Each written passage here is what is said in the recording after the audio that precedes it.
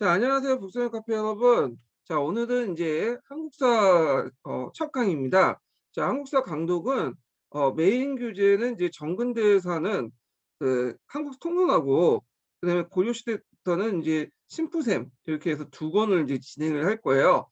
근데 이제 고대사 같은 경우에는 심푸샘 내용이 그렇게 정확하지가 않아요. 관점이 좀 이상하고 1권은 거의 판타지 소설물이기 때문에 그냥 패스하고 일단 고대사는 한국사 고대 한국사 통론 부분을 메인으로 하고 그다음에 이제 교과서를 이제 보충 자료를 이제 만들어 가지고 편집을 해서 진행을 할게요. 교과서 내용은 요번에 15년 개정 교과서가 나오긴 했는데 이 15년 개정 교과서가 좀 약간 어 좀 맞지가 않아요. 정확하지가 않아 가지고 그러니까 내용이 많지가 않아 가지고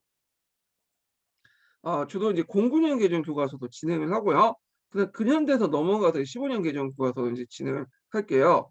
자, 그리고 이제 근현대사 부분은 이제 제가 7차 교육과정 관련된 7차 교육과정에서 근현대사 교과서 있죠. 천재 교과서 그 내용이 되게 많기 때문에 그 내용을 이 메인으로 해가지고 15년 개정 교과서 그 관련된 내용들을 이제 발췌를 해갖고 이렇게 보충 자료를 만들어 가지고 진행을 하겠습니다.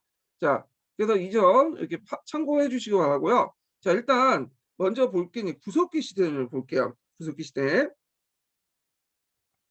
자, 여기 이제 구석기하고 이제 선사 시대에 관련된 신석기, 청동기는 최근에 거의 안 나오고 있어요. 그래서 요건 뭐 자세히 할 필요는 없고 그냥 이제 내용이 있으니까 일단 어떻게 될지 모르니까 중요한 부분만 좀 보기도 하죠. 자, 일단 구석기의 특징은 여러분도 알다시피 어떤 특징을 갖고 있어요? 보통 뗀석기를 사용하고 있죠. 그러면 타제석기라고 하죠. 자, 그다음에 이제 사회생활 같은 경우에는 이제 무리생활 같은 거 하고요. 군집생활을 하고 그다음에 평등사였다. 네. 그리고 사냥과 채집을 주도했다는 거.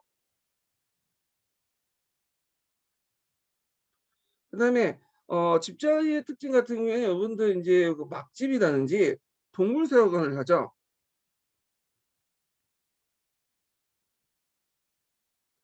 그런데 이제 후기에 들어가서는 온집이 쪼금씩 등장을 해요. 예. 막집하고 온집의 차이는 막집은 말 그대로 마구 지은 집이에요. 그래서 그냥 땅을 파지 않고 그냥 몇 개의 나뭇가지를 위에 올려 가지고 인제 세운 집이고 온집은 땅을 약간 파 가지고 그 위에 이제 세워진 집을 온집이라고 하죠. 자, 그래서 인제 이렇게 했고요. 구석기 시대는 일단 석기를 다루는 수법에 따라서 정기 구석기, 중기 구석기, 후기 구석기 요렇게 인제 세 시기로 나눠요.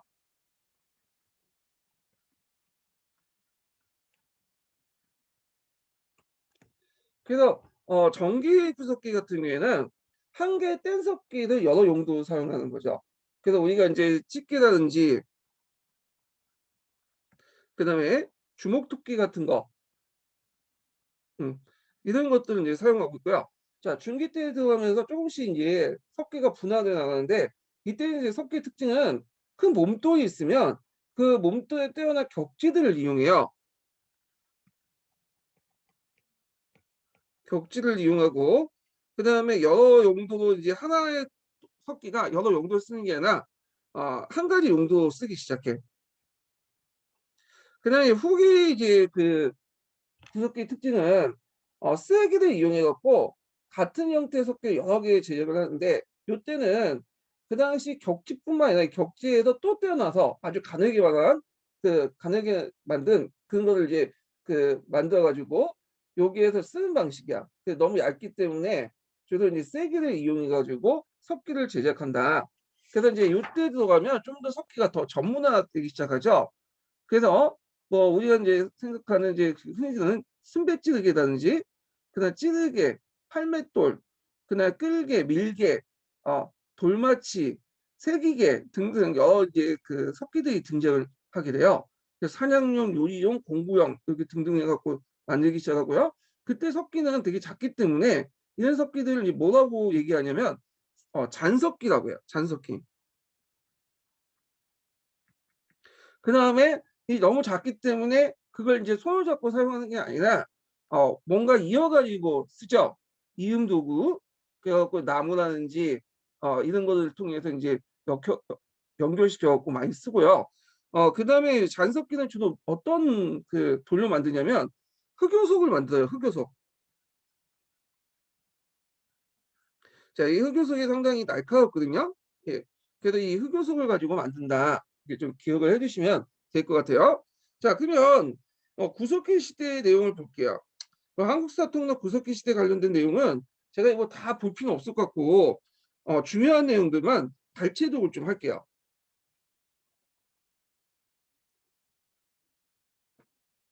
자, 우리나라에서 이제 구석기가 처음으로 인정되기 시작한 것은 1960년대 중후반까지 들어와서요. 예, 그 전까지는 구석기는 한반도에 존재하지 않고 신석기만 있다고 인정했어요. 근데 이제 이거는 나중에 이제 우리 학교에서 이제 공식적으로 인정한 거고, 실제로 이제 구석기 시대는 이미 유적지는 1933년에 동강진에서 발견됐죠. 동강진. 그래서 이제 그 한경북도에 보면 동강진이라는 곳이 있어요. 그 유적지에서 이제 처음 발견됐어요. 근데 요 동강지에서 발견된 유적지를 일본 애들이 덮어버렸어. 왜 덮었냐? 일본에서는 아직 구석기 유적이 발견되지 않았기 때문에 어떻게 한반도에서 먼저 그 구석기 유적지가 발견될 수 있느냐? 그래서 덮어버린 거죠. 참고로 일본은 나중에 전후에 1948년인가 49년에 이하츠쿠 유적지에 갖고 이제 나중에 구석기 유적지가 발견돼요. 예, 덮어버렸고, 그래서 한동안 교과서에서는 우리는 신석기만 있는 것처럼 이렇게 기술돼 있었어. 근데 이제 1960년대 들어오면서 63년에 운기 국토 남한에서는 굴포리 유적지가 발견돼요. 이때 이제 최초로 남한 내에서 구석기 유물이 나왔고, 1946 46년에 공주 석장리에서 역시 구석기가 발견되면서 한국 구석기의 존재가 이제 확정되기 시작하죠. 그 이제 상원의 거북모도 동굴이라든지 청천원 동굴 등등등 이런 여러 동굴에서 뭐냐면 구석기 유적지가 발견됐다는 거. 자, 여기에서 이제 구석기 유적지는 좀 대표적인 것만 좀 알아두시면 될 것 같아요. 일단 공주 석장리가 되게 유명하죠. 공주 석장리는 정기 구석기부터 해서 후기 구석기까지 이렇게 12개 문화층으로 구성이 됐고요.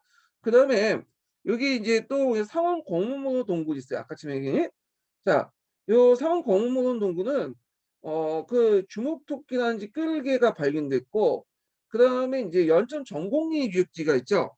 요거는 기억을 해줘야겠죠. 연천 전곡리. 요거는 예전에 기출문제 나왔어요. 여기에서 주목토끼가 발견됐어요. 이게 상당히 의미가 있는데, 왜냐면 예전에 이제 그 모비우스 가설에 의하면 이 모비우스라는 사람이 있어요.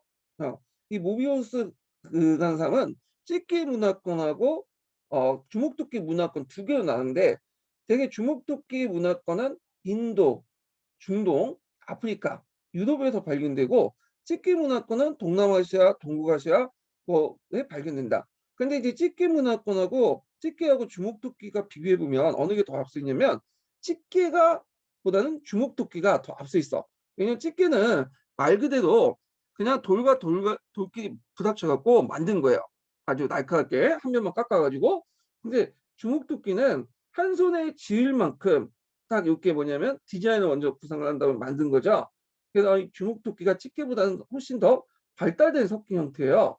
근데 여기는 동북아시아 지역이나 동남아시아 지역은 발견되지 않는다. 자, 이런 식으로 얘기를 했거든.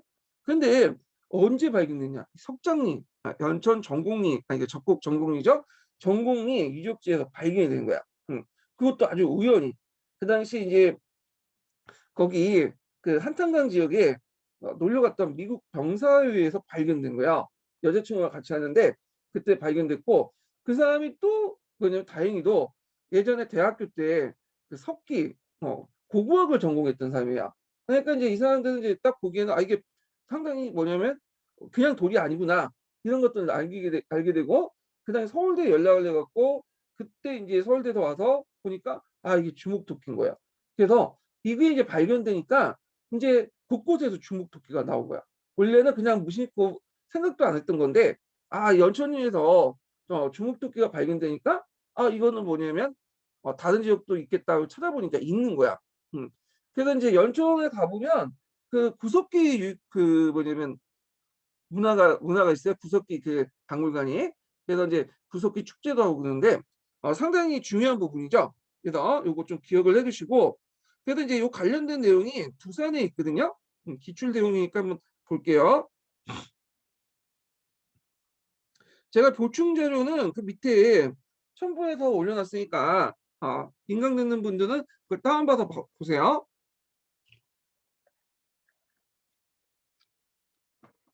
그 보충 자료 그 위에 그 제가 그 밑에 이제 출처를 밝혔어요. 그래서 09년 개정 한국사 교과서 두산 교과서인 14페이지 있다. 이렇게 이제 표시된 거예요.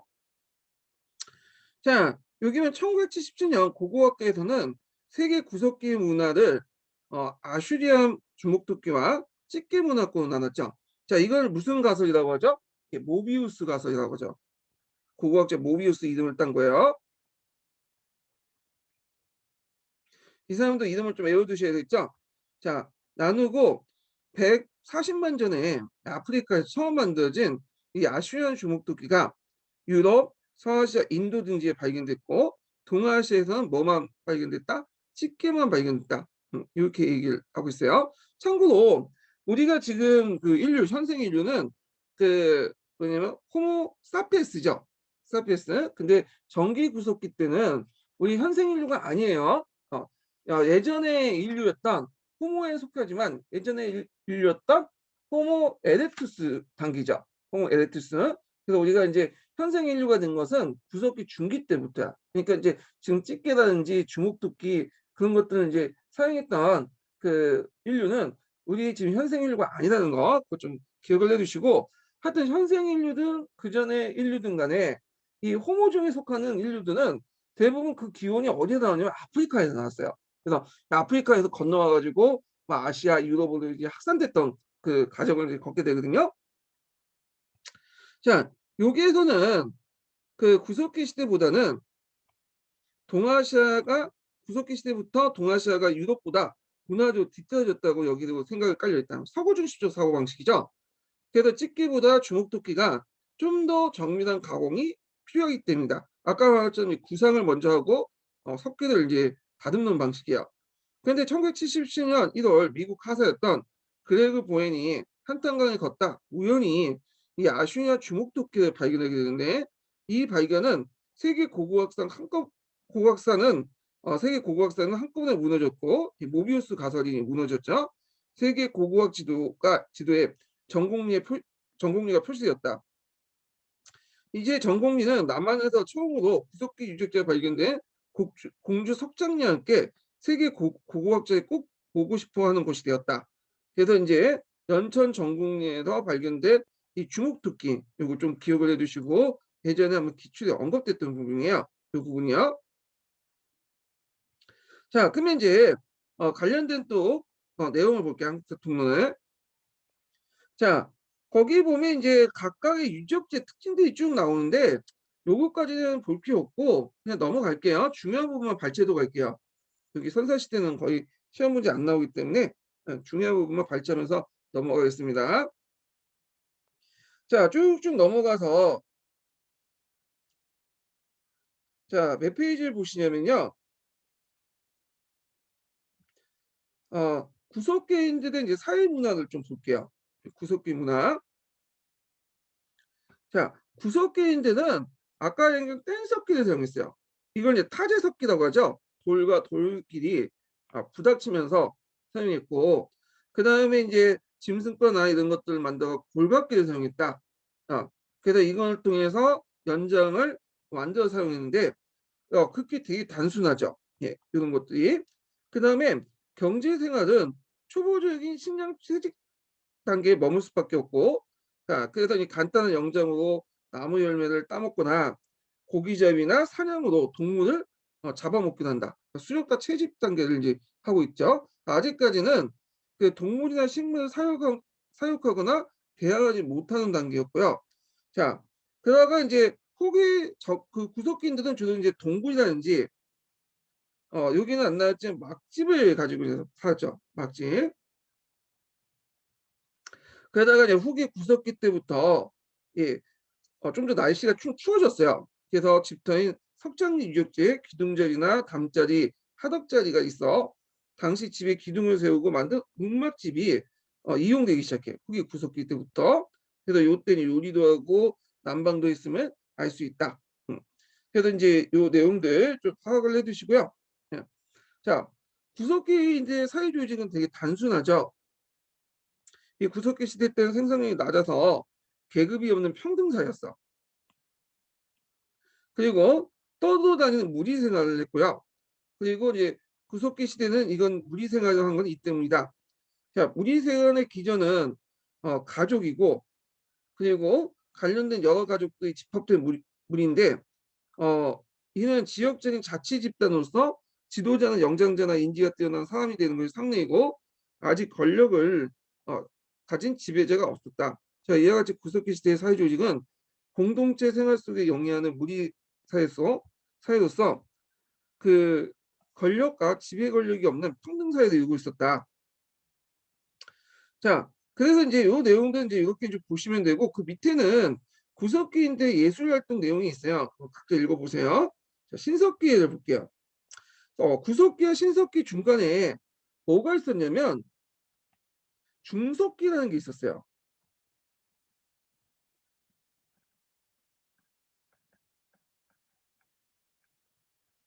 이 중석기는 아직 이제 학계에서는 우리나라에 중석기가 과연 있는가 해서 여러 가지 가설천이 있거든요. 왜냐면 구석기, 신석기 넘어가기 전에 이제 뭐가 있었냐면 빙하기가 한 번 있었죠. 예. 그래서 빙하기가 지나가면서 이제 신석기 넘어가면서 이제 그 한반도에 살고 있었던 동물이 살고 있었던 이제 동물들이 좀 바뀌게 돼요. 예전에 거대한 멤머드 같은 그런 것들이 막 등장을 했는데 그때부터는 새나든지 토끼 이런 것들이 등장을 하게 돼. 그래서 이런 것들을 때려잡기 위해서 점점 날카롭고 빠른 이런 활이라든지 창이라든지 순백지대라고 하죠. 이런 것들이 등장을 했고 이런 것들이 신석기 시대로 넘어가는데 이제 이렇게 어떤 그 가도기 시대로서 이제 중석기가 있었거든요. 이런 시대를 이제 같이 쓰면서 그래서 중석기는 이렇게 잔석기하고 후기 구석기 유적기는 잔석기하고 신석기의 특징이 또 뭐죠? 토기가 있죠. 토기가 동시에 발견되기 시작해. 이걸 중석기의 특징이에요. 예. 근데 학교에서 인정하는 사람도 있고 인정하지 않은 사람도 있어요. 가도기식 중석기 부분을. 자, 그래서 이걸 이제 교과서에서 한번 내용을 좀 찾아볼게요. 자, 여기 보면 이제 금성 교과서를 볼게요. 자, 참고로 09년 개정 내용이 특히 고대사 부분이 되게 잘 돼 있더라고요. 내용이 풍부하고. 예. 애들 용어는 맞진 않은데 그 인구 기출 용어는 딱 적합할 것 같아요. 그래서 그 고대사 공부를 하실 때 09년 개정하고 천재교육을 중심으로 공부를 해두셔도 상당히 좋을 것 같아요. 자, 여기 이제 한번 보면 기원전 1만 년경에 마지막 빙하기가 끝나면서 기온과 해수면이 상승에 따라 지구 곳곳에 큰 환경 변화가 일어났다. 그 결과 큰 동물들은 북쪽으로 이동하는 대신에 작고 민첩한 동물들이 등장했다. 자, 이 단계를 구석기 시대와 신석기 시대의 가독인 중석기 시대라고 하죠. 자, 중석기의 특징은 후기 구석기 때부터 작은 석기를 더욱 잔손이자 잔석기라고 불리는 작고 가벼운 석기를 만들었고 재빠르게 움직이는 작은 짐승들. 그러니까 이제 짐승은 여기에서 토끼라든지 그다음에 뭐 새 이런 것들을 사냥하기 위해서 활과 화살도 그 발명되었다. 그래서 한반도 중석기 존재하는 것은 명확하지 않고 그러나 일부 학자들은 운기 부폰이나 평양 만달리, 홍천 항해 길이, 통영 상무대도 거창 인부리 유적 같은 걸 중석기 유적지로 보고 있다. 그래서 그 옆에 이제 그 중석기 유적지를 좀 보고 있는 그런 후기 구석기 유적지를 보고 있어요. 이게 후기 구석기 유적지인지 중석기 유적지인지 학교에 대한 여러 가지 견해가 있지만 하여튼 가설청원은 이 중석기 시대를 파악하고 있다는 것 좀 기억을 해주시고요. 자, 그다음에 여기에 좀 눈여겨볼 게 흑요석이라는 게 등장하거든요. 이 흑요석은 상당히 날카로워요. 근데 이거 이제 쪼개기도 쉬워. 그래서 되게 가공하기 쉬운 곳이에요, 이 흑요석은. 그래서 이 흑요석은 그 자체를 손에 쥐고 이게 사용하기 힘들기 때문에 아까 얘기한 것처럼 요걸 세게 대고 이제 가공해서 그 당시 다른 도구와 연결시키는 거예요. 그래서 이제 그 뼈라든지 그리고 이 나무에 연결시켜 갖고 이음도구라 하죠. 그런 걸 연결시켜 갖고 쓰는 것이 이제 흑요석이에요. 흑요석. 예. 그래서 나무에 이용되는 나무에 이제 거기에 흑요석을 붙여 가지고 하고 그래서 이제 이런 것들인데 이 흑요석은 한반도 전역에 분포된 것이 아니라 주로 하산 지역에서 많이 발견되는 거예요. 그래서 한반도 북부 지역 있죠. 뭐 백두산 그런 지역이나 아니면 저쪽 일본에 많이 있는 지역이 흑요석이에요. 근데 이제 이게 이상하게 전국 각지에 분포돼 있거든요. 그건 어떤 의미가 있을까요? 이미 후기 구석기 때부터 인류가 서로 간에 같은 다른 지역 간에 뭐가 있었 교육이 있었다. 활발한 교육이 있었다는 걸 보여주고 있죠. 이 흑요석을 통해서. 자, 그러면 흑요석과 관련된 내용을 조선교과서에서 한번 읽어볼게요. 여기. 자, 신석기 시대 사람들은 필요한 물건이 있으면 뺏어 오기도 하는데 참고로 신석기 시대 때 사람들도 흑요석을 사용했어요. 그러니까 흑요석은 후기 구석기 때부터 사용했던 유적지지만 사용된 도구지만 도구 자재지만 이 신석기 시대 때부터 계속 이어져. 왜냐면 우리가 신석기 하면 마제석기 이렇게 생각하잖아요. 간석기. 그래서 갈아서 만든 석기의 특징이 있지만 그렇다고 해서 뗀석기가 없었냐? 그건 아니에요. 뗀석기도 많이 발견됐어요. 다만 이제 구석기보다는 신석기의 특징이 간석기이기 때문에 간석기의 특징을 잡고 있기 때문에 그렇지. 그렇기 때문에 후기 구석기의 뗀석기의 주요 자재였던 이 흑요석도 신석기 때도 사용됐어요. 이걸 이제 감안해서 읽으세요. 자, 신석기 시대 사람들은 필요한 물건이 있으면 뺏어오기도 하였지만 여기 물물 교환을 하기도 했다. 주로 가까운 지역 집단이나 교류를 하였지만 때로는 바다 건너 교류했다. 털가죽, 말린 생선을 비롯해 조개 팔찌 같은 장식도 주요 교환 물품이었다. 특히 흑요석은 면도날처럼 날카롭게 가공할 수 있어 높은 가치가 가진 교환 품목이었는데 흑요석은 아까처럼 하산 지역에서 주로 나온 특별한 강물이었다. 그래서 하산 폭발 때 나오는 마그나는 지역마다 성분이 달랐다. 이 때문에 흑요석 원산지마다 구성 성분이 다른데 대체로 한반도 중부와 북부 지역은 흑요석은 되게 어디서 나냐면 백두산 일대에서 나와요. 이 백두산이 예전에 한라산이었죠. 자, 그다음 남해 흑요석 지역은 대개 일본의 큐슈 지역에서 와요. 예. 자, 그래서 이제 이 덕분에 신석기 시대 사람들이 우리가 생각하는 것보다 훨씬 먼 지역에서 오가면서 교류를 했던 걸 알 수 있다. 참고로 흑요석은 후기 구석기 때부터 사용됐기 때문에 후기 구석기 때부터 그 백두산과 그다음에 큐슈 일대에 사람들끼리 이제 교류를 하고 있었다. 여기 그 한반도 다른 사람들과 큐슈 다른 사람과 큐슈와 백두산 일대 사람들이 교류하고 있었다는 걸 보여주는 대표적인 그 석기가 흑요석이었다는 걸 좀 기억을 해 두시면 될 것 같아요. 자, 그러면 이제 다시 넘어가서 신석기를 보죠. 신석기. 자, 신석기의 특징은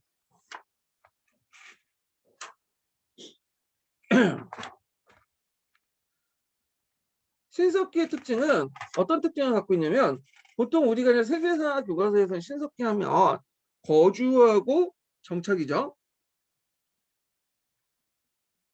농경 이렇게 두 개 키워드를 가지고 설명을 하잖아요. 그래서 요걸 했기 때문에 우리가 이제 신석기 혁명이다. 이렇게 이제 보고 있죠. 근데 우리나라 신석기는 좀 이렇게 그 정착하고 농경을 기준으로 시작을 알리지 않아요. 우리가 이제 신석기 중에 정착과 농경이 됐던 거는 우리나라는 이거는 신석기 후기 때야.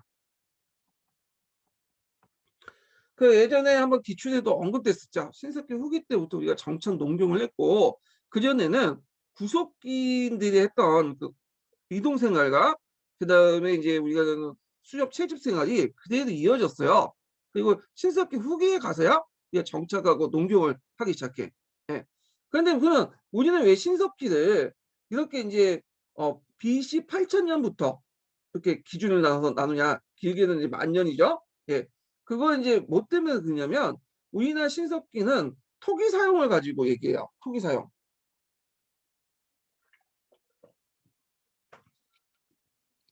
자, 우리나라 그 신석기는 토기를 사용하는 것부터 시작으로 그 신석기를 나눈다는 거죠. 신석기.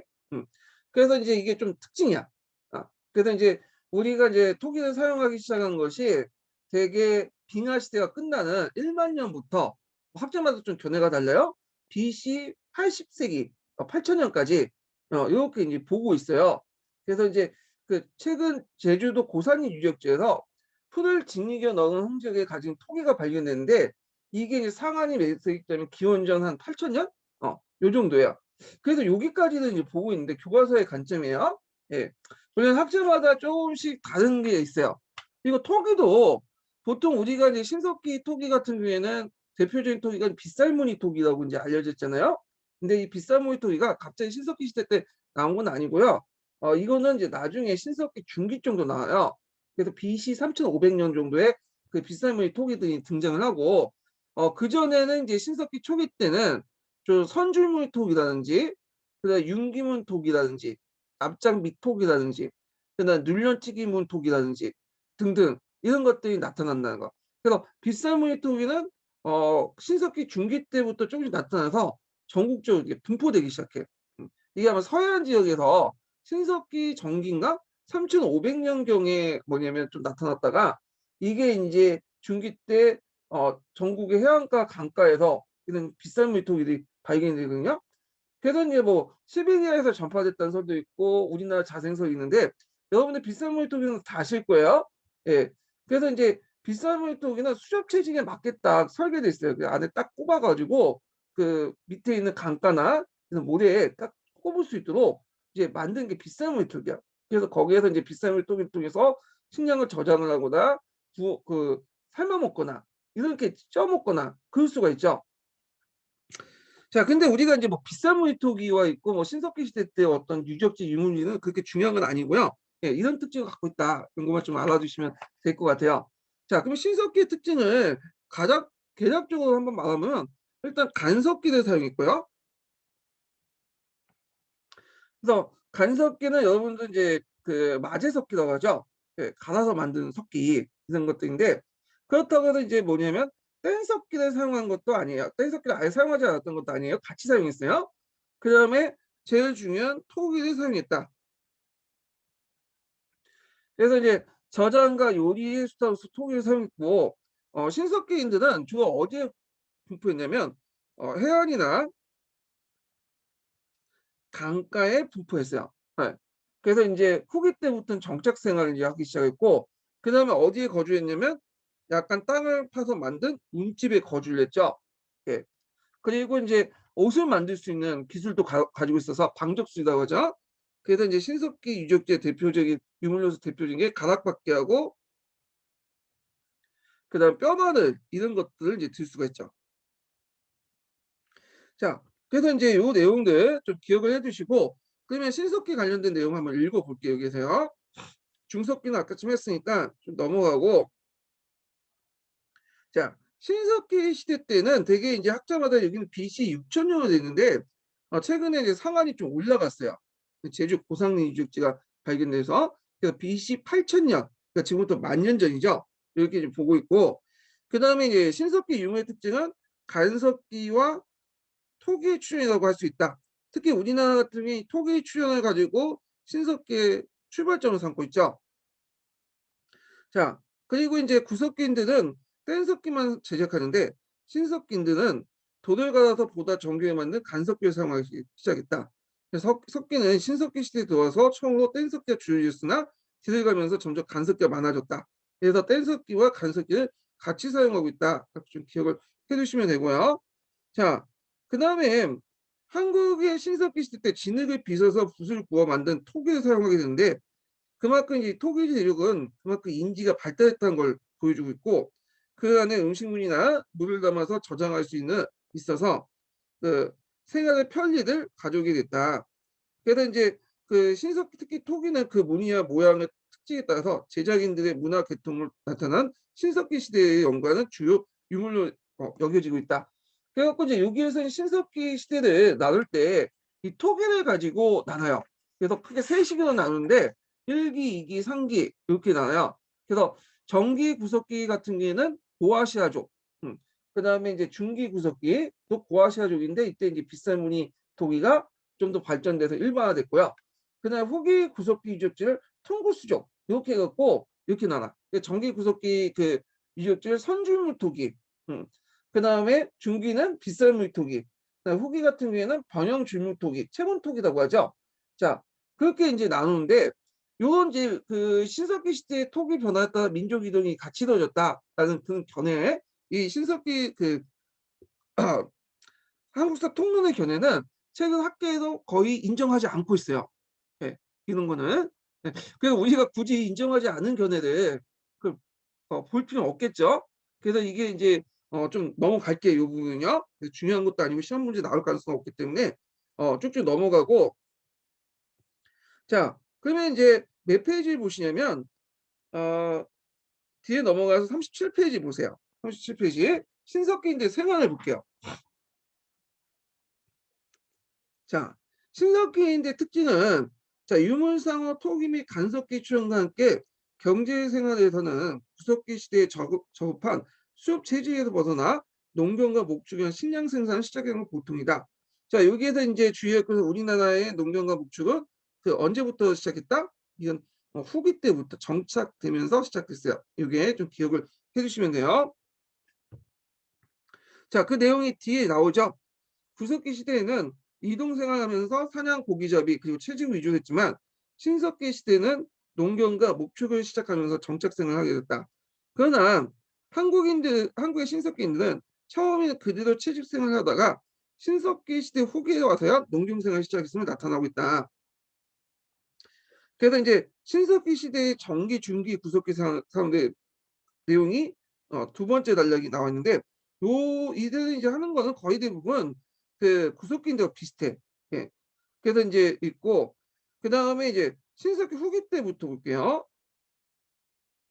자 신석기 시대 후기에 가면 새로운 농경생활을 시작했다. 그리고 그것은 이때 유적에서 땅을 일구게 쓰이는 돌갱이, 그다음 나사시나 이삭을 따는 때 사용한 반달로칼, 예, 반달로칼 이런 유적지 유물들이 발견됐죠. 그다음에 예전에 한번 그 기출 예문에 언급됐던 갈판이라는 게 있어요. 갈판 이런 것들 통해서 알 수 있고요. 특히 이제 유명한 유적지가 항해도 진탈리 유적이에요. 이건 좀 기억을 내세요. 예전에 한번 관련된 기출문제 나왔기 때문에 근데 최초로 신석기 시대 때 곡식이 발견된 거야. 이때 곡식은 이제 농경을 했다는 걸 이렇게 알 수 있죠. 근데 이제 이때는 쌀농사를 한 게 아니라 피나 조 같은 것들을 했어요. 피조. 그래서 최초의 그 뭐냐면 농경 유적지다. 그렇게 보시면 될 것 같아요. 그리고 참고로 이제 우리가 쌀농사를 하게 됐던 거는 청동기 시대 때 넘어와서요. 예. 그래서 이제 이것은 어떤 의미가 있냐? 종래 어류나 사냥 채집에서 또 식량 채집 단계에서 식량 생산 단계 농경이 가능한 으로 발전에 커다란 의미를 두고 있다. 자, 그다음 신석기인들의 이제 집터를 볼게요. 신석기인들 집터는 땅을 널찍이 파서 만든 문집이야. 예. 이거 수혈주구라고 하죠. 수혈이라는 것은 땅을 팠다는 뜻이야. 땅을 좀 반지하 형태로 따가지고 이렇게 지붕을 이어가지고 만든 거죠. 여기 중간에 하덕자리가 있고요. 예. 자, 그래서 이제 이 움집이 이제 많이 이제 일반화됐다. 이 움집이라는 것은 구석기 후기 때부터 조금씩 등장해서 신석기 시대 때 일반화된 주거 형태다. 이렇게 좀 기억을 해두시면 될 것 같아요. 그래서 신석기 시대하고 청동기 시대 때 그리고 초기 철기 시대 때 그 주거 형태에 관련된 문제가 예전에 10년도 기출문제 언급됐거든요. 그래서 이것도 좀 주거 형태의 특징들 그런 것도 좀 기억을 해 두시는 것도 좋을 것 같아요. 자, 일단 계속 읽어 볼게요. 자, 수열은 그 음집을 얘기하죠. 수열은 원형 또는 모가 둥근 반형, 네모난 형태인데 되게 원형 집자리 유적지가 되게 많아요. 그게요. 그래서 이제 중앙에 그 치사와 남방을 위한 하덕자리가 있고 낮에 햇볕을 많이 받는 동남쪽과 서남쪽에 출입문을 두었으며 하덕 옆에는 출입문 부근에 저장 구덩이를 만들어서 음식물이나 여러 가지 도구를 저장했다. 자, 그래서 이제 이 움집을 이제 만들었다는 걸 좀 기억을 해두시고, 자, 그 다음에 이제 뒤에 넘어가서 이제 신석기 시대 사회 문화를 볼게요. 자, 신석기 시대는 구석기 시대 때 무리 생활을 했죠. 이 무리 생활은 현원 집단으로 구성이 됐어요. 현원 집단으로 구성돼 일종의 시족 사회라고 보시면 돼요. 근데 이제 신석기 시대가 진행되면서 이게 무슨 사회로 발전됐냐면 부족 사회로 이동했어요. 부족. 그러면 여기에서 시족이 뭐고 부족이 뭐냐? 이렇게 했는데 이거는 이제 그 뭘로 엮여지냐면 시족과 부족의 차이점은 시족은 혈연 집단의 사회예요. 구석기 시대 때는 혈연 집단의 사회인데 문제점이 이제 생겼어. 어떤 문제점이 생겼냐면 이 혈연 집단의 사회이기 때문에 결혼하면 그들끼리 결혼하면 근친혼이 되는 거죠. 근친혼. 그러면 이 근친혼이 되면 이제 나중에 들어가면 얘들이 영 아니잖아요. 네. 그래서 유전자의 여러 가지 문제점도 있고 그래서 안 되겠다. 그래서 근친혼을 버리고 이제 뭐냐면 족외곤을 해요.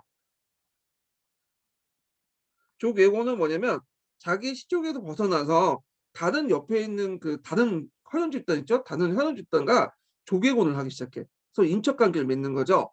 그래서 이렇게 조개혼을 매개로 해가지고 형성된 집단이 부족이에요. 부족. 예. 그래서 이 신석기는 시족에서 부족으로 넘어가는 그런 사회였다. 이렇게 좀 기억을 해주시면 돼요. 자, 이 부족 사회도 아직 그 권력과 계급이 발생하지 않은 평등 사회로 부족장은 부족을 대표하는 지도자에 불과했고 권력 지배자가 아니었다. 그래서 우리가 이제 신석기 하면 평등 사회도 알고 있잖아요. 예. 그래서 우리가 지배자가 등장한 거는 청동기 시대부터 이제 등장했죠. 예, 잉여생산물 등장하면서 참고로 신석기 시대 사람들은 대부분 평등 사회였지만 그렇다고 모든 신석기 시인들이 모든 세계 신석기인들이 다 평등 사회는 아니었어요. 나중에 중국사 좀 약간 보시면 알겠지만 중국사에서는 신석기 후기 때부터 이미 이 권력자가 등장을 해. 예. 자, 그럼 우리나라하고 좀 약간 다르죠. 자, 하여튼 부족 사회는 취약을 형성하여 정착적인 농경생활을 영위했고 종래의 무리에서 혈연 관계가 더욱 확산된 부족으로 발전됐다. 이게 매개가 됐던 것이 뭐냐면 족외곤이죠. 예. 근데 여기서 주의할 건 용경생활을 영위했다는 건 이거는 후기 때 들어가서 관련된 내용이고 자 그래서 이 관련된 내용들 기억을 해두시고요. 그래서 이제 시쪽에서 이제 기본적인 사회지만 조개공을 통해서 큰 집단 부족을 형성됐다. 기억을 해두시면 되겠다. 그 밑에 있죠. 자 그래서 이 부족사의 기본 구성은 시족이다. 시족은 현안에 의한 집단으로 하나의 공동체를 이루고 있었다.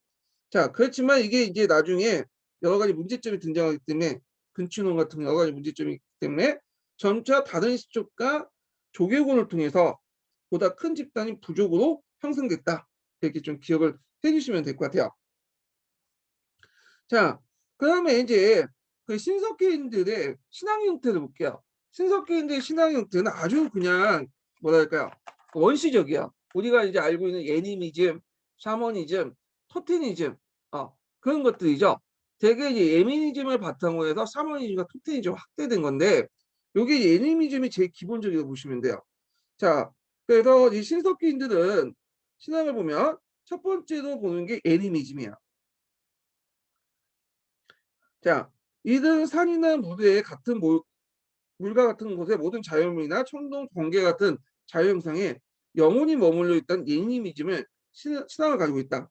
그래서 이 예니미즘은 자연물을 숭배하는 신앙 형태로 표현됐으며 그 가운데 인간 생활에 절대적 영향을 미치는 태양에 대한 숭배가 으뜸이 됐다.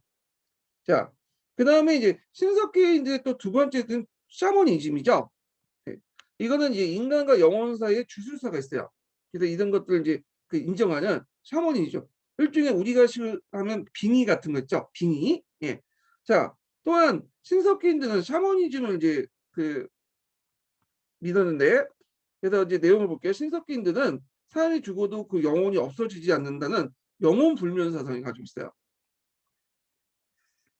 자, 영혼 불면 사상이 있었으며 인간과 영혼의 사이를 연결시켜준 주술사로서 무당의 존재를 인정하는 샤머니즘이 널리 유행했다. 자, 그래서 이제 이 샤머니즘의 주술적 방법을 통해서 악귀를 물리치고 시조건들의 한나를 구제한다는 의미를 가지고 있는데, 특히 이제 한국에서 고조선의 단군이라든지 사만의 청군, 신라의 차창홍 이런 것들이 주술사의 모습을 발견되고 있다. 자, 그 다음에 세 번째가 각 시족의 기원과 특정을 동식물과 연결하는 뭐가 있었죠? 토테미즘이 있었죠. 그래서 자기 시족의 기원을 특정 동식물에 연결시키고 이를 숙면 토테미즘이 존재했다. 그래서 이제 대표적인 게 단군 신화에서 보이는 곤토템이 가장 대표적이고, 이 밖에 호랑이, 말, 닭 같은 토템으로 숭배를 하고 있다. 이런 것도 좀 기억을 해두시면 될 것 같아요. 예, 지금도 이런 토템이 좀 많이 남아있죠. 그래가지고 이제 뭐 각종 대학교나 할 때 이제 자기 그 대학교 그 상징을 그냥 특정 동물로 삼고 그러잖아요. 예, 그런 것도 이제 같이 연관시켜서 이제 보시면 될 것 같고, 그 다음에 이제 여기 보면 이제 빗사무이 토기가 나오는데 한번 읽어보세요. 빗사무이 토기는 예, 대표적인 이제 신석기 시대 때 유적지다. 그러니까 유물이다 이렇게 보시면 될 것 같고, 자, 그 다음에 이제 교과서에서 많이 나오는 게 뭐냐면 신석기인들은 조각품도 많이 만들고 또 그림도 많이 그렸어요. 이걸 이제 안각화라고 하거든요. 예, 바이금 안각화. 이것도 교과서에 있는 내용인데 제가 이제 발췌는 하진 않았어요. 이 부분은요. 예, 한번 찾아서 보세요. 대표적인 유적지가 뭐냐면 울주 방구대 유적지예요. 예. 그래서 이제 이 방구대 유적지의 그림을 안각화한 내용을 보면 대단히 사실적인 방법을 통해 동물의 형상을 표현하고 있고, 그 다음에 그 당시 사람들의 미적 수준을 보여주고 있다. 이 울주 방구대 유적지는 신석기 시대부터 신라 시대까지 여기 적혀 있네요. 신라 시대까지 내용이 들어가 있고, 거기 그 내용을 보면 신석기인들의 삶의 변화도 알 수 있어요. 처음에는 이제 고래잡이나 이런 것들 하고 있다가 어느 순간에 이제 뭐냐면 농경생활로 이게 정체가 바뀌었다는 걸 이 울주 방구대 유적지에서 볼 수 있거든요. 그래서 요게 이제 09년 개정 교과서에 그 관련된 내용이 많이 언급돼 있더라고요. 그래서 여러분들 이제 좀 뭐냐면 교과서에서 이 방구대 유적지와 같은 안각화 내용들 좀 파악을 해두시는 것도 좋을 것 같아요. 예. 자, 그러면 이제 이렇게 신석기 시대가 끝났고 청동기 시대로 넘어갈게요. 자, 청동기 시대는 여러분도 알다시피 뭘 사용했기 때문에 청동기예요? 청동을 많이 사용했기 때문에 청동기죠. 근데 주의할 것은 청동기 시대 때는 청동만 사용했던 게 아니에요. 그래서 청동은 주로 지배층들이 많이 사용했고, 대부분 사람들은 대개 보면 간섭기나 뗀섭기 섞기에 많이 사용했어. 왜냐면 청동이라는 자체가 이 주석과 아연이나 이런 걸 통해서 이제 합금하는 거잖아요. 그리고 이제 그 자재가 되는 것들, 구리, 주석, 아연 같은 것들이 그게 많지가 않기 때문에 대개 보면 특정 집단, 특정 계층만 사용했던 거야. 그러니까 이제 철기처럼 널리 보급되지 못했어. 예. 그래서 이제 이렇게 했는데 대개 이 청동기 시대에는 상한을 학자에 따라 막 여행했는데 예전에 BC 10세기까지 보는 학자도 있었는데, 근데 이제는 BC 15세기까지 상한을 보는 학자도 있어요. 예. 그래도 여러 가지 이제 학설이 있지만 보통 교과서에서는 어떤 그 교과서는 BC 10세기, 어떤 교과서는 BC 15세기 이렇게 보고 있다는 걸 좀 기억을 해두시면 될 것 같아요. 자, 그러면 청동기 시대의 특징을 좀 볼게요. 자, 청동기를 이제 일단 사용했고, 근데 주의할 것은 청동기를 사용했다고 해서 이게 모든 사람 다 청동기를 사용한 게 아니라 특정 계급이라든지 특정 집단에서만 사용하고, 어떤 특정 집단이 청동기를 독점하고 있었다.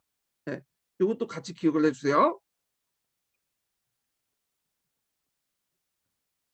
그래서 이 청동기 사용 제작 기술이 널리 유포되지 못하고 그래서 특정 집단들이 독점하고 있었다는 거 철과 좀 달라요. 그리고 이들이 이제 사용했던 거주했던 곳은 구릉 지역이야. 구릉이라는 것은 평야가 아니라 이때 평야라는 것은 이제 약간 존재하지 않았어요. 왜냐면 평야가 존재하려면 약간 이제 개간 사업을 많이 해야 되는데 개간 사업이 그렇게 쉬운 게 아니었거든요. 그래서 청동기 시대 때는 여기보다는 어디에 살고 있었냐면 산에 올라가면 약간 야트막은 그 동산 있죠. 요 구릉에 주로 거주하고 있어. 예. 그러면 요게 왜 거주하냐? 두 가지 이유가 있어요. 청동기 시대부터 잉여 생산물 등장하죠. 그래서 잉여 생산물 등장하면서 뭐도 많아지냐면 부족과 부족 간에 전쟁이 많아져. 그럼 방어하기가 좋은 데가 어디겠어요? 당연히 이 구릉이겠죠. 예. 그래서 구릉에 이제 목책도 쌓고 그러면서 이제 도랑도 파고 한우도 파고 이런 식으로 방어를 이제 하게 돼요. 근데 이거는 우리나라뿐만 아니라 전 세계적으로 보편적으로 형성해. 청동기 시대 때 넘어가면 이런 현상들이 전 세계적으로 보이고 있고 예전에 그와 관련된 기출문제 나왔어요. 자, 두 번째는 뭐냐면 구릉에서 했던 두 번째 이유가 뭐냐면 이 당시 자연관계가 되기 때문에 자연관계. 자연관계라는 건 물을 대는 거죠. 근데 예전에는 그 후에는 인공적으로 이제 저수지라든지 댐을 만들어 갖고 관계를 하잖아요. 근데 청동기 시대는 아직까지는 그렇게 그 저수지나 댐을 만든 만큼 많은 인력을 동원하지 못했어요. 그러다 보니까 그 계곡물도 있죠. 계곡물도 이용해 가지고 농사를 지었던 거야. 그러다 보니까 자연적으로 이렇게 관계를 할 수 있는 관계시설을 가지고 있는 이 구동지대가 상당히 살기가 좋았던 지대예요. 예. 그래서 이제 이 구둥에 주로 농사를 지으면서 거주를 했다. 이런 것들을 같이 기억을 해주시고요. 그 다음에 청동기 시대도 토기 해상인데 여러 가지 토기가 있죠. 청동기 시대도. 예. 그래서 뭐 미송리시 토기, 붉은관 토기 그 등등등등 우리가 이제 많이 들어봤던 토기였는데 그 토기의 원형이 되는 것이 뭐냐면 민무늬 토기야.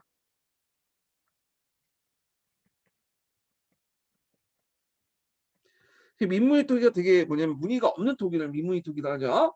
그 외에도 이제 그 미송시 토기 또 있고 그다음에 송공시 토기도 있고 붉은 간토기도 있고 등등 여러 토기들이 존재를 하고 있었다. 그리고 이제 민무늬 토기의 그 유형 중에 하나가 이제 더 발전된 게 아까 미송리식이나 그다음에 송공리식 이런 것도 이제 있죠.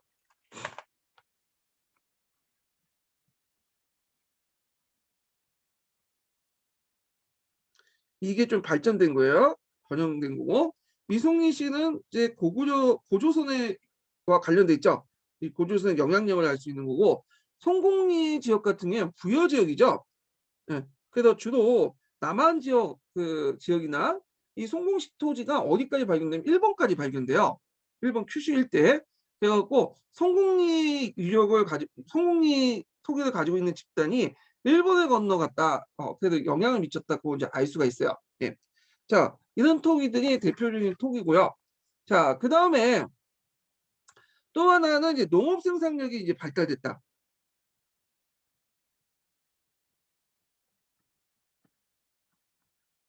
그리고 잉여 생산물 등장하면서 사유재산이 형성되죠. 그리고 계급이 발생이 되고요. 그 다음에 부족국가가 이제 등장을 해. 그리고 부족국가끼리 잉여 생산물을 둘러싸고 뭐가 많이 나죠? 전쟁이 많이 일어난다. 그래서 아까 얘기처럼 전쟁이 많기 때문에 이런 방어 시설도 발달됐죠. 목책이라든지 한호라든지 이런 것도 발견됐고 그다음 청동기 시대 말기 때 들어가면 한반도 북부를 중심으로 그리고 중국과 교역이 많은 한반도 해안 지역 남부 해안 지역을 중심으로 해서 철기가 들어와. 그래서 이제 이걸 이제 뭐 초기 철기 시대라고 하고 하는데 어떤 학자는 이 초기 철기 시대를 이제 독립해서 보는 학자도 있고 청동기 후기로 보는 학자도 있어요. 그리고 어떤 학자는 이제 이 시대를 청동기하고 철기 시대 가독이 보는 학자도 있고, 하여튼 초기 철기 시대가 청동기 후기 때 비사세기 때 들어왔다. 그래서 청동기는 주로 이제 어디에서 유명하면 북방 계통의 청동기거든요. 그래서 중국식 청동기가 아니라 북방 계통의 청동기고 독립된 어떤 청동기 형태인데 어, 그 초기 철기 시대 때 이제 철기가 등장한 건 되게 중국에서 건너요. 철기는. 예. 그런 것도 좀 차이가 있다는 걸 좀 기억을 해두시고 그러면 이제 약간의 주변 지역의 청동기 비교 내용을 한번 읽어볼게요. 교과서에 있는 내용. 자, 우리나라 그 청동기의 대표적인 형태가 뭐죠? 비파형 동금이죠. 고대의 악기인 비파처럼 생겼다 해서 비파형 동금이라고 해. 여기 그 보이시죠? 자, 그래서 이 비파형 동금은 칼날하고 손잡이가 별도로 만들어서 조집식으로 되는 거야. 반면에 이 쇠형 동금은 날카롭게 생겼죠. 예, 그러니까 중국 동금은 이 중국 동금은 이렇게 날카롭게 생겼고 이거는 한 주물틀에서 만든 형태야. 이렇게 이제 근데 우리나라는 여기 손잡이, 그다음에 칼날, 이런 것 몸통 이런 것들 세 개를 연결시켜 갖고 만든 조직식으로 만들었다. 자, 이런 정도는 세형 동금에도 영향을 미쳐요. 참고로 이 세형 동금은 비파형 동금은 이제 더 발전했지만 약간 중국식으로 가미돼 있어요. 이거는 청동기 후기, 그러니까 초기 철기 시대 때 등장한 거죠. 그래서 이거는 이제 비파형 동금과 함께 중국식 가미돼서 형태는 그 옆에 이제 요거와 비슷하게 생겼어요. 중국 동금하고. 예. 자, 그래서 이에 비해 북방식 동금이나 중국 동금은 칼날과 손잡이가 하나 연결을 만들었으며 특히 북방식 동금은 손잡이에 동물 모양이 장식된 게 많다. 그 북방식 동금은 이제 뭐냐면 오르도스 동금이에요. 오르도스 지역에 유목민족들이 사용했던 동금이죠. 자, 그 다음에 여기 뭐 청동 거울이 있는데 이 청동 거울은 이제 한번 각자 읽어보시고, 자, 그러면 이제 관련된 내용을 한번 또 읽어볼게요. 청동기 관련돼서.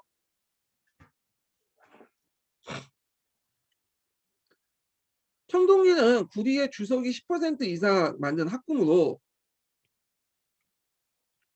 그 인류 역사상 최초의 금속기다. 자, 이 청동기는 신석기의 빗살무늬 토기의 다음에 나타난 민무늬 토기와 함께 출토됐으며 이를 민무늬 토기인들이 처음으로 청동기를 사용하며 시작했음을 알 수 있다. 자, 청동기 유역에서 발견된 유물로서는 비파형 동금하고 민무늬 토기를 특징으로 하고 있죠.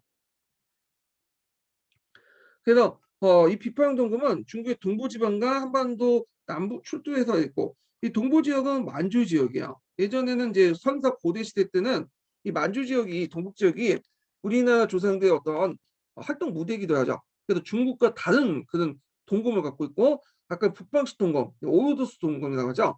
이런 거와 좀 다른 특징을 갖고 있죠. 자, 출토돼 있으면 이 지역은 하나의 문화권 형성됨을 알 수 있다. 자, 이때 민무늬 토기는 되게 빛깔이 젓갈색이며 그 모양이 밑바닥이 뾰족한 팽이형과 원통 모양으로 밑바닥이 둥근 하분형이 기본이 되어 있다.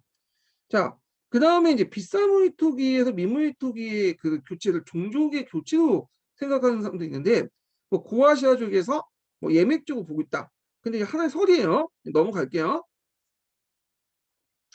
자, 그 다음에 다음 단을 한번 보죠.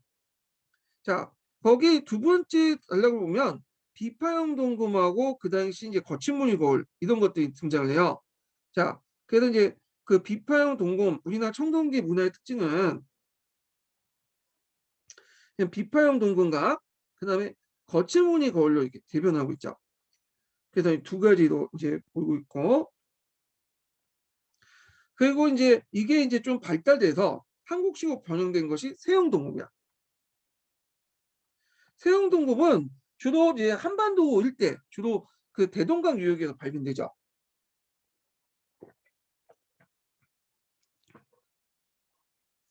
그래서 세형동금이 대동강 유역에 출토된 걸 보아서 이 지방의 비파형동금의 후신 문화가 발달된 걸 알 수 있다. 자, 세형동금이 발견되기 시작한 것은 BC 여기 나왔네요. 예. BC 4세기에서 3세기. 예.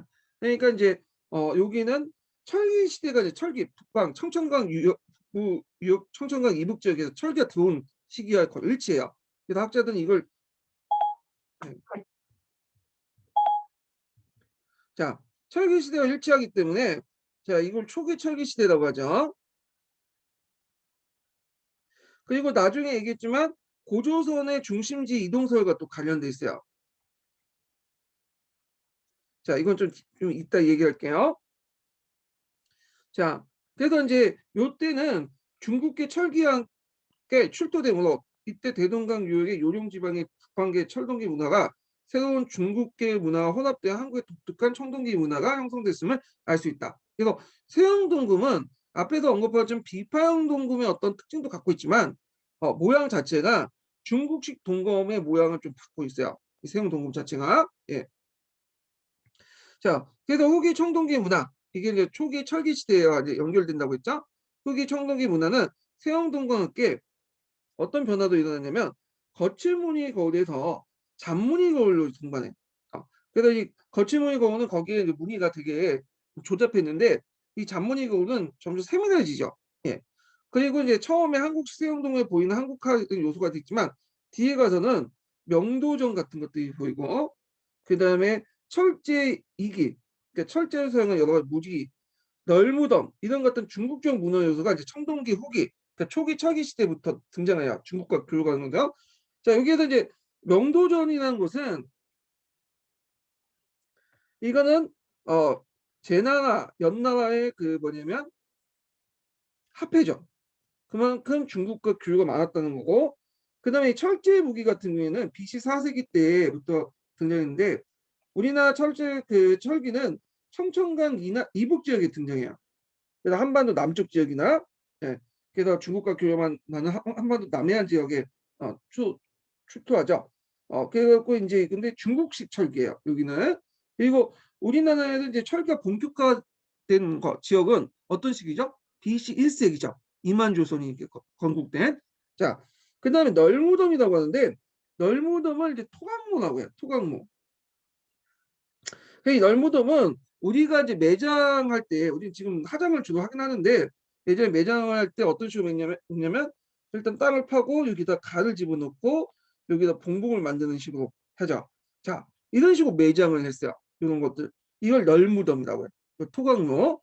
근데 이제 우리가 이제 이거는 우리나라 고유의 양식으로 생각하지만 실제 그런 게 아니에요. 이거는 중국에서 건너왔어요. 중국. 그래서 널무덤 형태를 많이 사용하는 거는 중국이라든지 저 부유 계통의 예족 있죠. 얘네들이 많이 사용해. 한반도까지 확산되기 시작한 거는 이거는 중국과 문화교류 가운데 청동기 후기, 그러니까 초기 철기 시대부터 등장을 했다, 확산됐다. 이렇게 좀 기억을 해두시면 될 것 같아요. 자, 그래서 이제 이렇게 있고 청동기 이제 생활을 좀 볼게요. 자, 그 청동기 생활을 보면 민무늬 토기 유역은 주로 야산이나 구릉지대에 발견되어 빗살무늬 유적이 강가나 바닷가에 분포된 것과 대비된다. 자, 그래서 이 시대 그 청동기 시대의 특징은 어디에 많이 산다고 했죠? 구릉지대에 많이 사요. 요 기억을 해두시고 관련돼서 기초에 예전에 나왔던 거예요. 자, 그래서 이제 이거는 그 후기 구석기 신석기 후기에 시작된 농경이 아이고, 농경이 이제 청동기 시대에 들어 주사업이 정착되어 이뤘던 것이다. 자, 아까 이거는 뭐 때문에 그렇죠? 이거는 자연 관계가 가능하기 때문에 그렇다는 거죠. 냇물을 받아갖고 계곡물 받아서 하는 건데 요거는 어디냐 구특강이 있어요. 제가 이제 구특강을 요번에는 하려고 하다가 안 하려고. 이게 구특강까지 이제 요즘에 문제가 어렵게 안 나오더라고요. 그래서 교과서나 뭐 이런 정도 다 커버가 되니까 이건 안 하고 교과서 내용 중심으로 해갖고 할게요. 네. 그래서 필요하신 분들은 그냥 각자 읽어보세요. 이 부분은요. 예. 자, 그리고 이제 청동기 시대의 농업이 번성함으로써 청동기 유적에는 여러 가지 곡식이 나온 걸 알 수 있다. 그래서 북한 지역에서는 기장, 수수, 조등이 발견됐고 남한에서는 벼, 보리, 수수, 조등이 발견됐죠. 그래서 쌀 농사가 이때부터 이제 시작됐던 걸 알 수 있죠. 그래서 발견된 의외로 일찍부터 벼농사가 행해졌던 걸 알 수 있다. 또 이들 청동기 유적들은 당연히 이제 농경하니까 농경 도구가 발달되겠죠. 그 추수할 때 필요한 반달 도구, 흠잡기, 예, 구멍 있는 돌도끼 이런 것들이 출토됐고 반달 돌칼은 조벼 등을 곡식을 추수할 때 이삭을 자르는 데 사용했고 홈잡기는 오늘날 뭐 그 이런 그 땅을 까는 데 있죠. 예, 이런 것들에 쓰여졌다. 자, 이런 농고들은 우리나라 청동기 유적의 강범에게 출토됐고 벼농사가 비롯한 농경이 주사업을 나타났다. 자, 이런 그때 등장한 이제 도구들이 나중에 철기 시대도 그대로 이어져요. 예. 자, 그래서 이제 이런 거 좀 기억을 해주시고요. 그다음 청동기 유물 중에 더 볼 게 뭐 청동검이나 하살촉 같은 무기나 도끼 같은 공구들이 출토되는데 농구는 아직 발견되지 않는 게 특징. 그러면 농구는 주로 뭘 사용할까요? 신석기 시대에 마찬가지로 이런 석계를 사용했죠. 자, 일단 청동검이나 하살촉도 이제 뭐냐면 그렇게 많지가 않았어요. 이것도 엄밀히 말하면 대부분은 돌칼이나 돌촉을 사용했어요. 왜냐하면 청동검이나 하살촉을 사용할 정도면 이건 지배부족이라든지 지배계급이 사용할 수 있었던 거야. 그렇게 흔하지 않았기 때문에. 그런데 거기다가 농구는 거의 석계라고 보시면 돼요. 석계를 사용했던 이유가 두 가지가 있죠. 하나가 뭐냐면 그렇게 많지가 않았다는 점. 유물 유적이 그렇게 많지가 않았고, 그 다음에 이제 또 뭐냐면 청동기의 수가 많지가 않았고, 그 다음에 청동기는 농구로서는 적합하지 않아요. 마모가 되게 심하기 때문에. 그래서 농경으로 적합하지 않다는 이유가 있어요. 그래서 이것이 청동기가 농기로 사용된 것은 철기 시대에 들어와서 그렇다. 좀 기억을 해주시면 돼요. 그래서 청동기 시대에는 농업이 주 생산했지만 농구는 여전히 석계 사용했고 청동기를 만들지 않았다. 자, 그래서 이 청동기 공구는 그래도 나름대로 의미가 있는 게 나무를 다듬는데 이 필요했죠. 그 나무를 다듬어 농구를 제작함으로써 농업 발달에 도움을 주긴 하였지만 역시 청동기 운용은 무기가 제조했다. 근데 여기서 주의가 무기 제조도 주도 석계 사용했지만 특별할 경우에 지배층 갖고 있는 사람들이 무기를 제조했다는 거죠. 자, 그 다음에 청동기 시대 주거 형태를 볼게요. 자, 청동기 시대 주거 형태도 예전에 한번 기출문제 나왔던 거예요. 그래서 요거 좀 기억을 해두셔야 되는데, 자, 그 청동기 주거 형태 좀 정리하려면 기본적으로 운집이야. 청동기의 그 주거 형태가 운집이죠. 운집.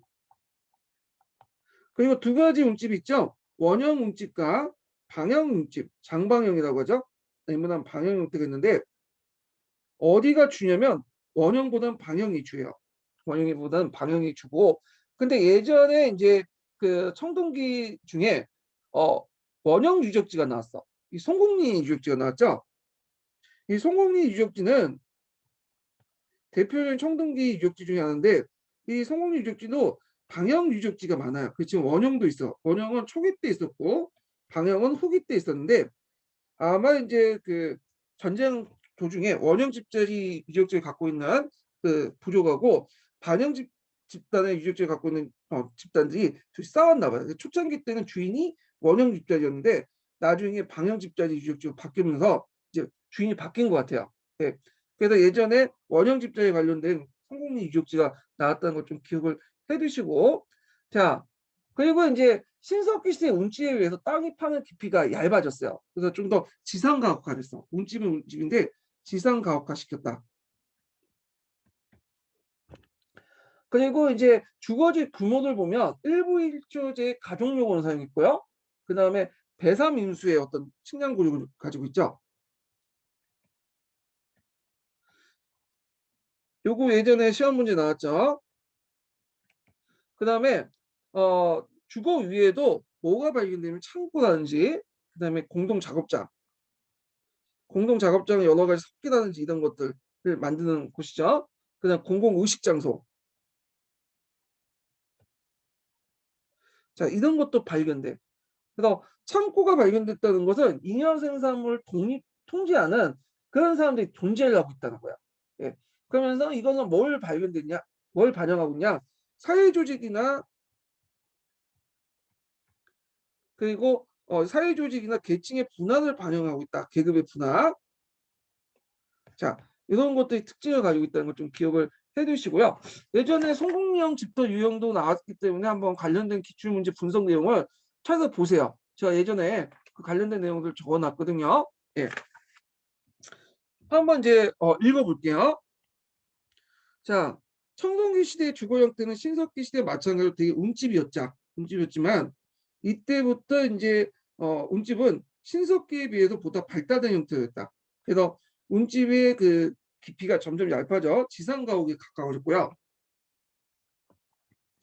그 구조가 있어서 둥근 모양 대신에 장방형으로 바뀌었어요. 평균 이렇게 20m 제곱미터까지 넓어졌고 운집의 크기도 대개 보면 가족 구성 4명에서 8명 정도 이렇게 있어요. 이때부터 이제 가족이 형성됐다고 보고 있어요. 청동기 시대부터. 그래서 부부 중심한 일부 일처제 가족용을 보인다. 그래서 일부 일처제가 청동기 시대 때부터 형성됐다. 이렇게 보시면 돼요. 예전에는 뭐 결혼이라는 게 존재했나요? 예, 집단 짝짓기죠. 예. 그러니까 이제 예전에 난혼이었다가 군집 이제 조계혼이 되면서 군혼으로 바뀌었죠. 그러다가 이제 청동기 시대 들어가서야 일부 일처제 바뀌게 된 거야. 예. 그래서 있고 그 다음에 하덕의 위치가 좀 보면 하덕은 신석기 시대 때 운집 중앙에 만들었으나 이때 보면 되게 한쪽 구석에 만들었고 저장고동도 운집 한쪽 쪽에 밖으로 도출시킨 방 같은 곳 설치됐으나 이는 운집 공간을 넓게 이용한 것이다. 자, 여기에서 이제 하덕 같은 경우에는 송곡리 유적지는 하덕 유적지가 별로 없어요. 이 특징이. 예. 그래갖고 송곡리는 이제는 이제 하덕 유적지가 별로 없다. 이것도 같이 기억을 해두세요. 다른 지역은 모르겠는데 송곡리는 그 당시 날씨가 따뜻했는지 몰라도 이게 하덕 유적지가 없어요. 근데 다른 곳은 한쪽 구석에 만들어졌다는 거. 그다음 저장구동이라는 건데 저장구동이는 그렇게 많지가 않아요. 예, 적고 이거 이제 대개번 다수는 이제 뭐냐면 창고에 보관되는데 이걸 알 수 있는 게 그 송곡리 유적지 같은 거 있죠. 이 송곡리 유적지 방영 원형 유적지에 보면 저장 구덩이를 가지고 있는 그 원형 유적지 자리는 그렇게 많지가 않았어요. 좀 있긴 있었지만 그래서 그때 한 세 군데, 네 군데 그 정도. 그래서 3개 정도 발견됐어. 그래서 아까 이제 창고에 주로 많이 보관됐다고 했죠. 그 다음에 이제 운집의 특징을 또 볼게요. 또한 운집은 기둥을 세우는데 초석을 이용하는 방법이 사용된 것도 주거 제조의 발달에 크게 나타난 것이다. 자, 이 운집들은 보다 넓은 지역에 많은 수가 밀집된 커다란 측량을 이루어져 있으며 이때 청동기에서는 농경생활 발달로 인구가 증가되고 정착성이 안정됐음을 볼 수 있다. 자, 그 다음에 청동기 시대 때 대표적인 무덤 형태가 뭐냐면 고인돌이죠. 고인돌. 일종의 지성모라고 하죠. 지성모.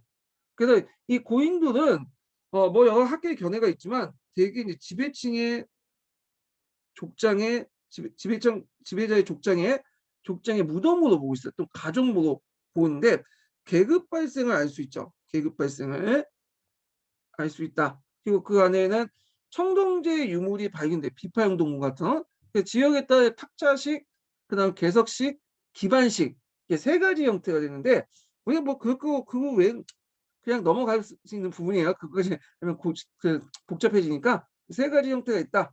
자, 그 외에도 그 석각무라든지 석각분이라든지 옹각무 같은 이런 다양한 무덤 형태가 존재하고 있다. 이렇게 좀 기억을 해두시면 될 것 같아요. 자, 하여튼 이 고인돌은 당시 군자의 가정부로 보여지며 섬돌과 함께 거성 문화로 알려져 있다. 자, 그래서 이제 요 특징들 이제 밑에 있으니까 읽어보시고 그 외에도 이제 돌률무덤, 석강무라고 하죠.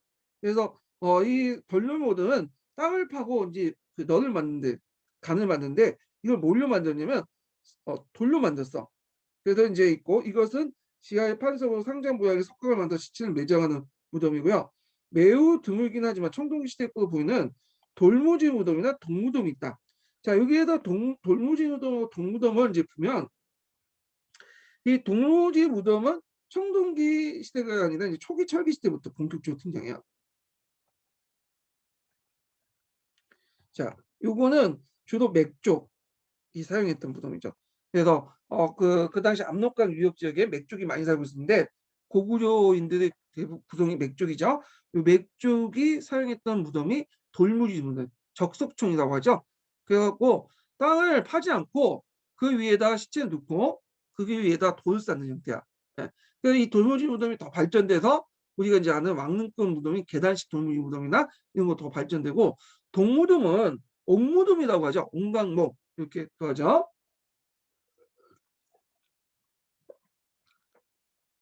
자, 이 옹광모는 주로 이제 항아리 속에 묻는 형태예요. 그 청동기 말기부터 해서 5세기 때까지 이제 진행했는데 주로 남부 지역에서 많이 발견되고요.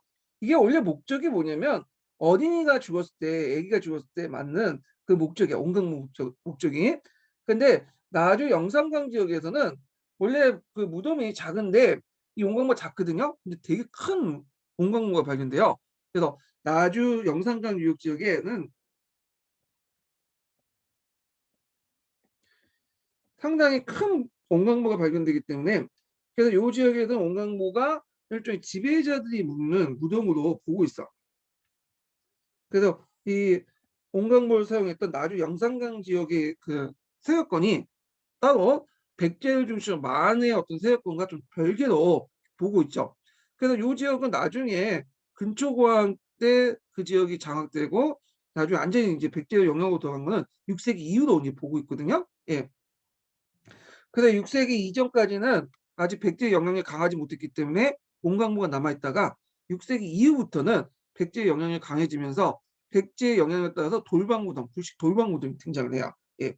자, 이런 것도 이제 있고, 자, 그 다음에 이제 청동기 시의 또 특징이 정치적 군장 국가가 등장했다. 부족 국가죠.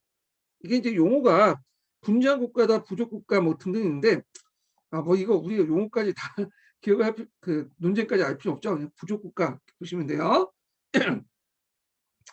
그래서 신석기 시대에 평등했던 그 부족 사회가 청동기 시대면서 재산상의 빈부 차이가 다르면서 지배와 피지배 관계가 생겨 부와 권력 간의 군장이 추현되면서 여기서 군장 국가가 뭐냐면 설립되었다. 자, 그 다음에 이제 청동기 시대는 비록 청동기를 농구로 만들지 않았지만 청동제 공구를 이용해요 보다 정교한 농구를 조직했고 농경 생산의 정책에 따라 생산력이 상승하게 되었다. 또한 종래 재산사의 공유는 이제 새로운 재분배를 빈부의 차이가 나타났고 저 청동제 무기의 사용은 부족 간의 전쟁을 불러일으켰죠. 그래서 새로운 예속 관계를 초래했고 자 이러면서 이제 평등했던 부족 사회는 붕괴되고 지도자로서 부족자의 권력을 가진 지배자로서 군장으로 변질됐으니 이를 이제 고인돌이라고 한다. 그래서 그 밑에 고인돌 뭐 제작 과정이 있다는 거 이렇게 좀 보시면 될 것 같아요. 자, 그다음 고인돌의 주인공은 군장들로 경제적 부를 가지고 청동제 무기를 사용하여 이웃 부족을 예속화시켜 커다란 권력을 지닌 정치적 지배로 등장했다. 그래서 위지동의전에 보면 자 위지동의전은 상당히 많이 인용돼. BC 4세기 이전에 그 한반도의 모습들을 많이 인용할 때 위지동의전. 자 이거는 삼국지 위지동의전을 얘기하죠. 삼국지는 누가 지었어요? 진수가 지었죠. 진수가. 이 진수 중에 위오촉 중에 위촉오가 있었잖아요. 그 나라가 위와 관련된 거 위지는. 근데 위에 관련돼서 동이가 있죠. 위 북부에 동쪽에 그 오랑캐가 있어요. 그러니까 중국인들이 보는 거죠. 이 동이 안에는 우리나라도 있고 그다음에 지금의 이제 그 만주족도 있고요. 그때 음노라고 했죠. 그리고 밑에 외라고 했어요. 그래서 우리나라는 그 삼국지 위지동의전 외조에 있어요. 외조. 네. 자 이렇게 있는데 여기 BC 4세기 이전에 초기 철기 시대 때 한반도 모습을 자주 얘기를 할 때 이걸 상당히 많이 인용해요. 삼국사기도 있지만 삼국사기는 못 믿겠다는 거야 학자들이. 그 이유는 나중에 좀 얘기할게요. 자 그래서 이제 진수가 지은 삼국지 위지동의전이 자주 언급돼요. 그 부분이 관련된 기출에도 많이 나왔고 그리고 초기 철기 시대 때 국가들 그 다음에 고구려 초기 때 관련된 내용들 이런 것들이 이제 나오는데 그러면 왜 삼국지 위지동의전을 그에 자기 나라 역사도 아닌데 우리나라 역사를 기록을 했을까 뭐 이런 것들이 있는데 이 관련된 내용을 좀 약간 교과서에 좀 찾아서 볼게요. 몇 페이지 보시냐면요 쭉쭉 넘겨서 보충 자료 이제 보시면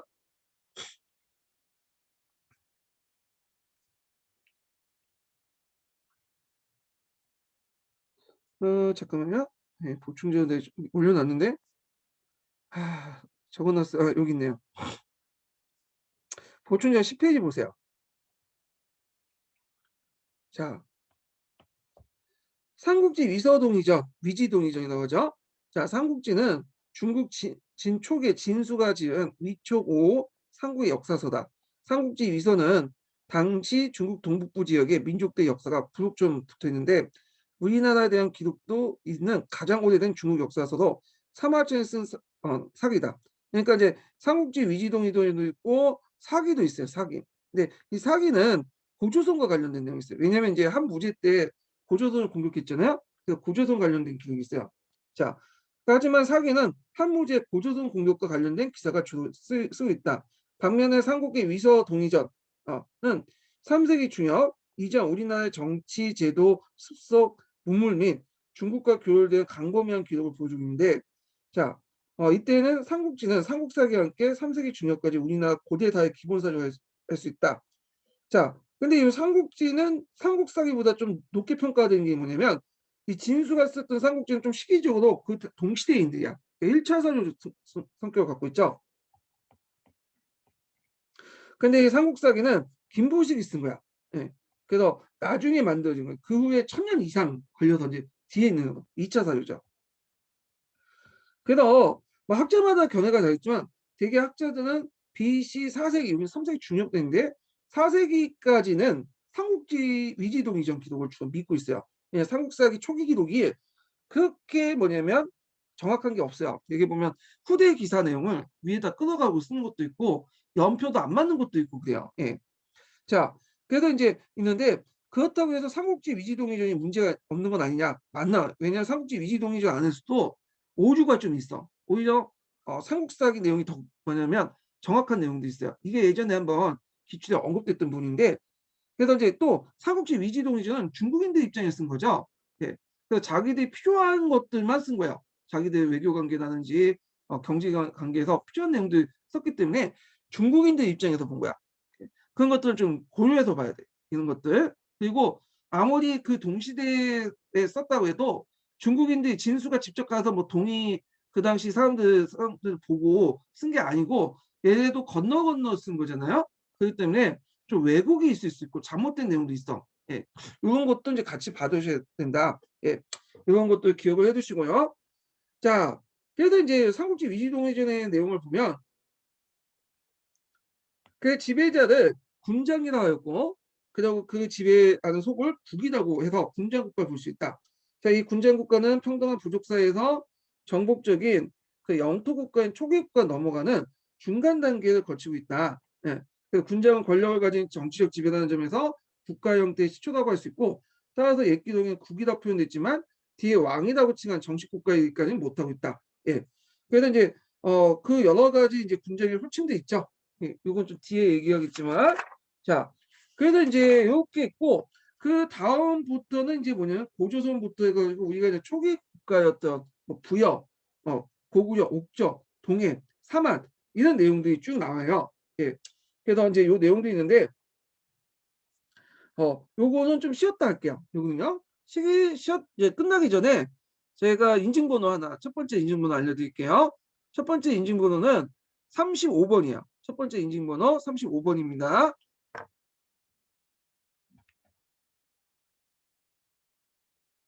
자, 35번 기억해 두시고요.